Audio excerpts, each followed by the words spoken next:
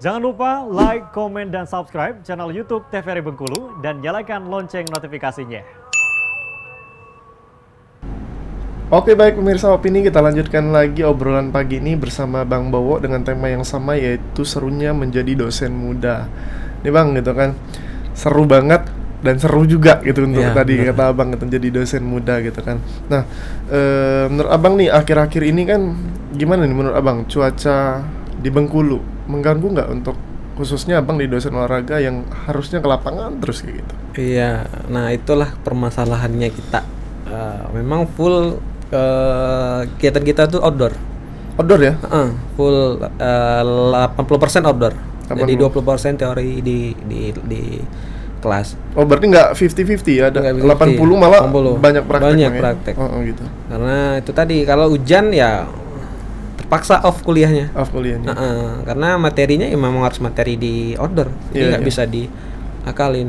Dan juga sekarang itu kan trennya orang belajar online. Nah, belajar online itu sebenarnya kalau untuk aspek kita praktek itu sulit untuk melihat kemajuannya. Iya, benar-benar. Nggak bisa kita. Karena terbatas kan. Karena Bang, gitu. terbatas, Iya, gitu. betul. Dan juga masa kita ajar mereka melalui video tutorial. Iya. Ya mungkin kalau olahraga yang misalnya senam seperti itu, tutorial semacam Bisa tutorial, menirukan. bisa menirukan. Ya, gitu. Tapi kalau masalah teknik itu nggak bisa ditirukan, harus ada pelatihnya, ada pendampingnya. Nah, itulah kesulitan kami. Memang tapi kami dituntut harus seperti itu. Karena semuanya harus ngikuti perkembangan zaman. Seperti Digitalisasinya itu. juga. Betul, gitu. digitalisasinya. Kalau panas Bang, ngeluh nggak anak-anak Bang, mahasiswa Bang? Sebenarnya ngeluh sih, sebenarnya saya lihat ngeluh, cuman sudah ditekan. Ya kalau siapa suruh masuk penjas. Iya. Harus siap dengan Harus semua siap. konsekuensi dan resikonya gitu. Mau Maka, panas, mau apa gitu. betul. Maka saya bilang ke kamu mahasiswa semester 1, semester 2, 3, 4 ini nggak apa-apa. Hitam-hitam badannya. Nanti semester 6, 5, 6, 7, 8 itu Muti sendiri. muti sendiri nanti. Ganteng sendiri, cantik sendiri gitu Betul. kan. Oke, baik Bang gitu kan. Nah, di segmen kali ini kita juga akan memberikan perakiraan cuaca nih untuk para pemirsa Opini obrolan pagi ini nih, yang kita dapatkan dari BMKG Fatmawati Bengkulu.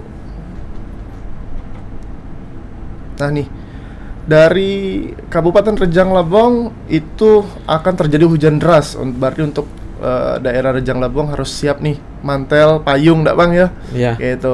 Di suhu sekitar 19 derajat sampai 31 derajat.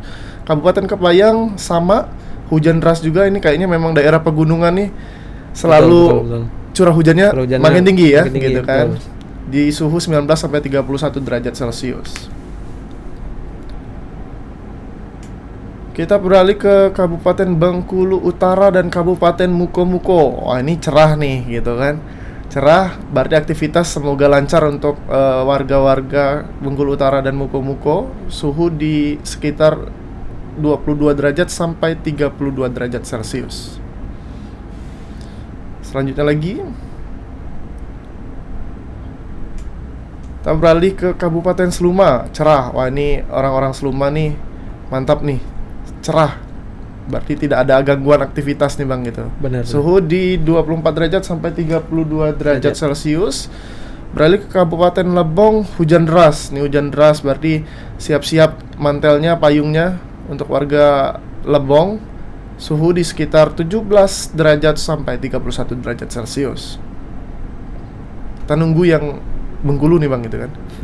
Ini Kabupaten Bengkulu Selatan itu cerah, Kabupaten Kaur juga cerah, suhu sekitar 23 derajat sampai 32 derajat Celcius. Ini cerah terus nih, dari kemarin cerah juga nih Bang. Cerah nih ya. Ya, 2 kabupaten itu cerah nih. Nah, Kota Bengkulu nih, ini kita nih Bang, Kota Bengkulu alhamdulillah cerah nih Bang kan berarti. Ada ngajar berarti hari ini Bang? Ada, alhamdulillah teori. Oh, teori. Oh, enggak pengaruh berarti ya kalau teori ya. Cerah untuk Kota Bengkulu, suhu sekitar 24 derajat sampai 32 derajat Celcius. Di Bengkulu Tengah, di samping kota sendiri, cerah juga, berarti tidak terpengaruh hujan. Suhu di sekitar 22 sampai 32 derajat Celcius. Baik, itulah tadi pemirsa perakiran cuaca yang kita dapatkan dari BMKG tadi. Semoga lancar terus aktivitas walaupun perakiran cuaca mendung, curah hujan ada, kita tetap menjalankan aktivitas dengan semangat gitu Bang ya. Lanjut nih Bang gitu kan.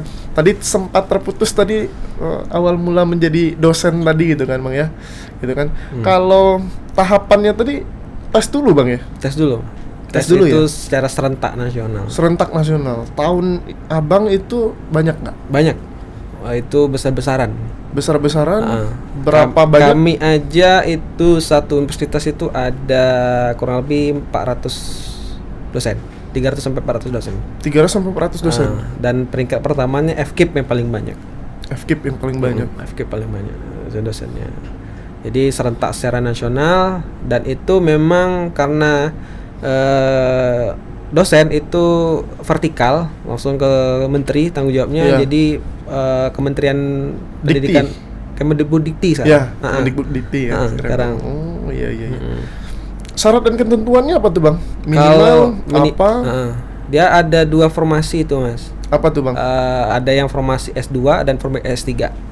Jadi kalau S2 biasanya itu dia mengajar di program S1. Kalau di formasi S3 dia biasanya mengajar di program magister. Oh, magister. Dan juga ada formasi cum laude. Cum laude ini formasi yang memang sedikit kuotanya tetapi banyak peminatnya. Nah, misalnya Bengkulu, Penjas itu 3 lowongan. 1 cum laude, 2-nya umum. Oh, 2-nya umum. Nah, 1 ini Berarti banyak. kalau cum laude itu harus dengan IPK standar ya? Standar. Yang sudah ditetapkan oleh gitu. panitia penerimaan gitu ya. Oke. Cum laude. Kemudian syaratnya itu, kemudian untuk karena sudah masuk, udah resmi jadi ASN tapi masih 80%.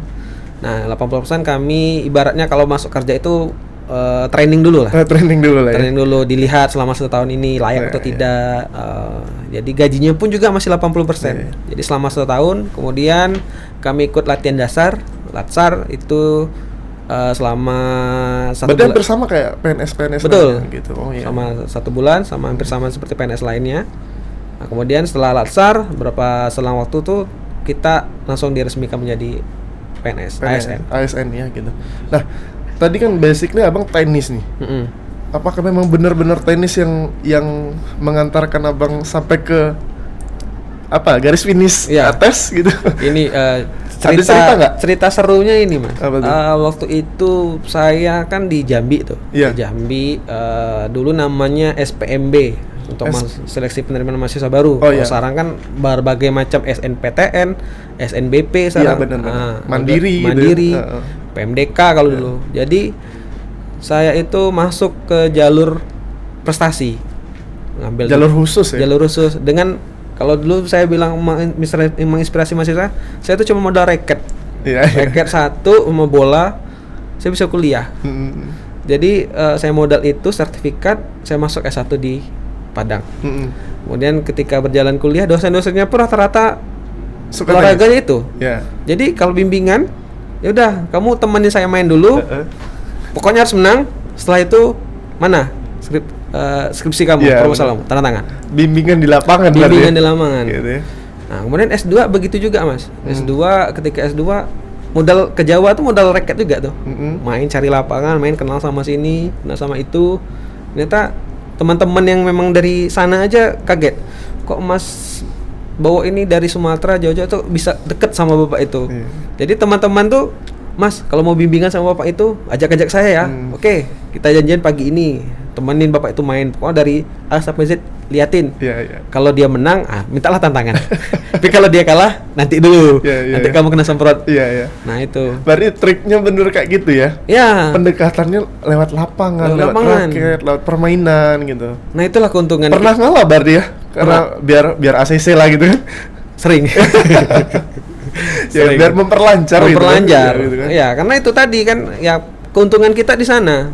Kita sebagai praktisi olahraga ya kita punya bidang keahlian.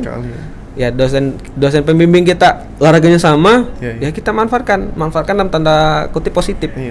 Pak, mungkin kalau di ruangan mungkin dia killer lah, tapi kalau di lapangan nggak mungkin. Iya benar. Apalagi suasana moodnya dia menang, seru gitu kan. Mainnya puas dia main. Puas, gitu. Yang penting dia dapat puas, menang permainan gitu Iya, kan. benar. Mood udah enak. Mood udah enak, Pak izin Pak. Pak izin Pak, tenangan. Gitu. Oke, baik. Berarti nggak ada salahnya ya dari kecil kita Nggak ada udah salah. fokus satu olahraga, bahkan sampai prestasi tertinggi, bahkan sampai abang juga menginspirasi sampai jadi dosen juga, bahkan dimudahkan semua studinya juga Alhamdulillah. karena raket tadi gitu. Dan untuk para pemirsa opini jangan kemana-mana, tetap di TVRI.